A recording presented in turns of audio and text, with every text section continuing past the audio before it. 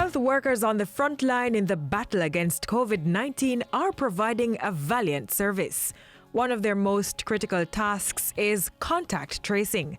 This involves going into communities to find persons who may have come in contact with individuals that have tested positive for COVID-19. Health Minister Dr. Christopher Tufton says this has been effective in helping to contain the coronavirus outbreak in Jamaica. I am convinced now more than ever that the most effective weapon that we could employ to dealing with COVID is found in you here and the rest like you throughout Jamaica who have to go out in the hot sun, in the rain, go to people's yards, deal with the dog if the dog are back, deal with people who may be resistant, take the risk, the public health risk, the personal risk, to do the temperature checks, to do the interviews, and I am fully convinced that your work is what has really contributed to the number of cases being contained in the country. Your work is absolutely vital.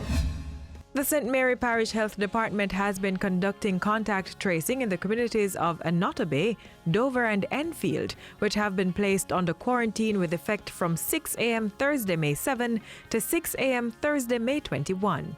The health minister is urging residents in the affected areas to reach out to the contact tracers with specific requests, such as medication for the elderly, or call or message him at 876-381-3784. The Ministry of Labour and Social Security is also working in the communities to satisfy residents' basic needs.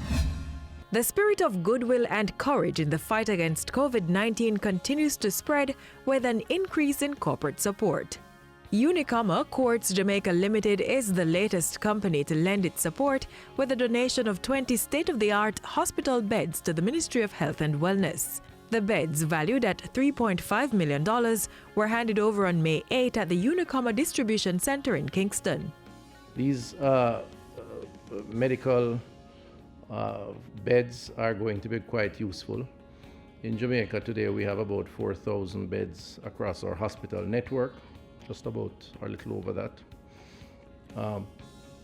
With COVID, we have seen and we expect a lot more hospitalization, and as a consequence, additional capacity, because outside of COVID, there are so many other things that we have to do, and so many other persons in different areas who require hospital care. When you compare to what else has happened across the world in so many countries, what we have in Jamaica is phenomenal in terms of how we've been tackling this. We will continue to push and to support what's necessary to ensure that this COVID gets out of Jamaica as quickly as possible. In a move to ease the economic burden brought on by COVID-19, the National Water Commission (NWC) has granted a 30% discount to residential customers with outstanding balances more than 90 days in arrears.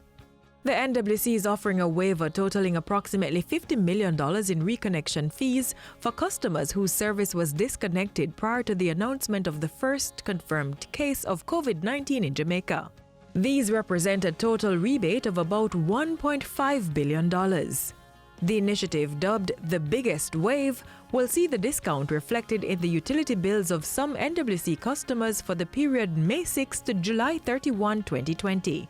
An estimated 31,000 customers are being targeted under the initiative. We recognize that with the financial constraint, we have a category of customers, approximately 19,000 thereabout, who would normally make payment to the NWC but would not necessarily make payment in full all the time. And so we understand that there would be even more challenges to those customers during this time when persons are being laid off or are losing their job. To promote social distancing, persons are directed to use the NWC's iPay payment portal on the company's website, nwc.com, or to pay their bills at external payment agencies.